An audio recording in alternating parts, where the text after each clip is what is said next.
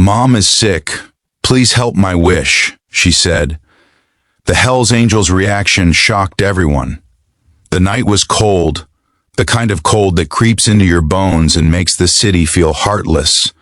And under the harsh glow of a flickering streetlight stood a small girl clutching a crumpled piece of paper like it was her last hope.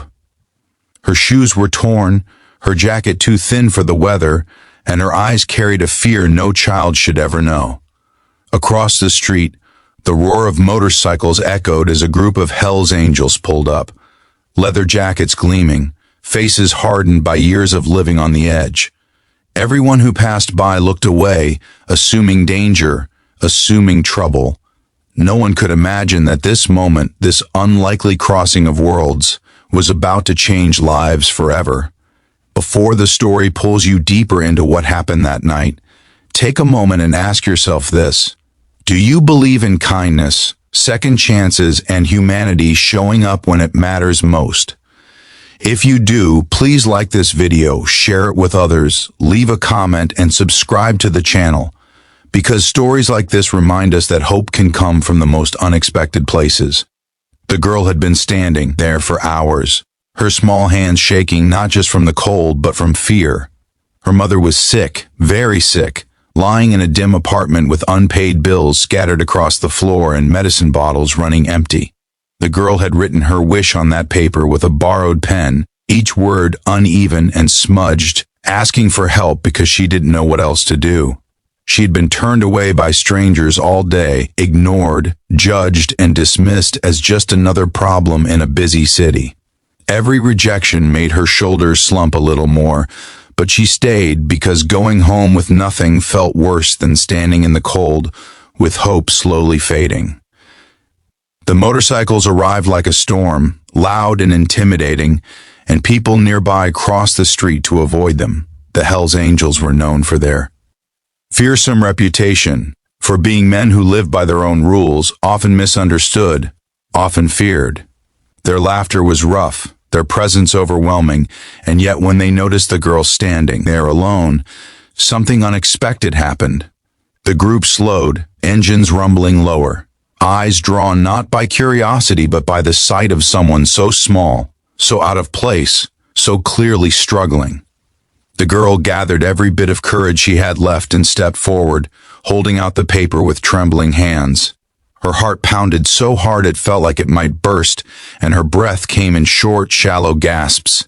She didn't know if she would be yelled at, ignored, or scared away like before, but she had reached the point where fear no longer mattered as much as her mother's life. The men looked down at the paper, at the crooked letters, at the desperate wish written by a child who had run out of options. For a long moment, time seemed to stop.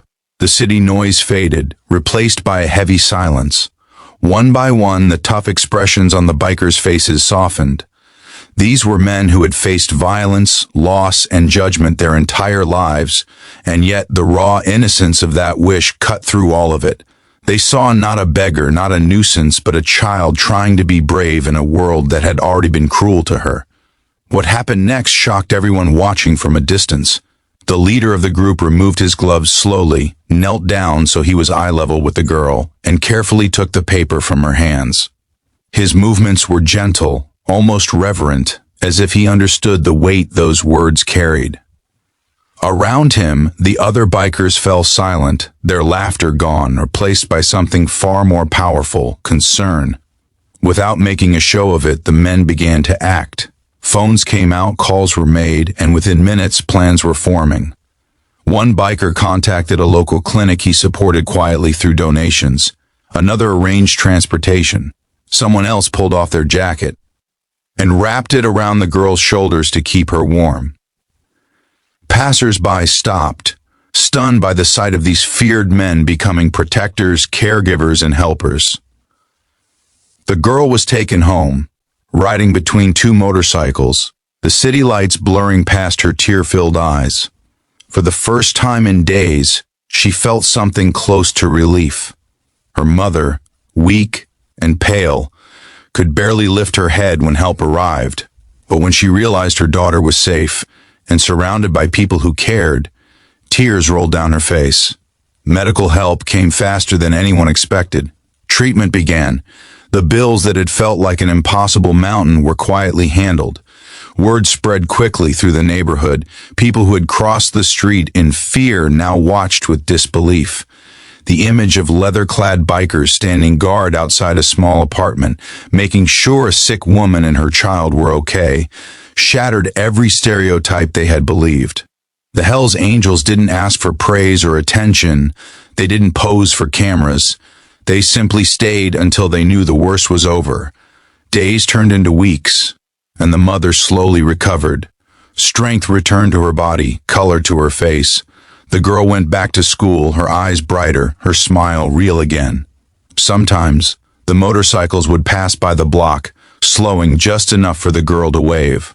Those men, once symbols of fear, had become symbols of hope in her world.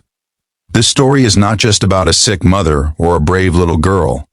It's about how humanity can surprise us, how kindness can come from places we least expect, and how one moment of compassion can ripple outward, changing lives forever. It reminds us that people are more than their labels, more than their reputations, and more than the stories we hear about them. If this story has reached your heart even a little, if it made you feel something real, please take a moment right now to like this video, share it with someone who needs hope, and subscribe to the channel. Your support helps keep stories like this alive. Before this story ends, I have a special request for you. Please comment below and tell us what this story made you feel, or share your own experience with kindness from an unexpected place. Your words might inspire someone else who feels alone right now. The night that began with cold fear ended with warmth, not just from jackets and engines, but from human connection. A child's wish was answered, not by magic, but by compassion.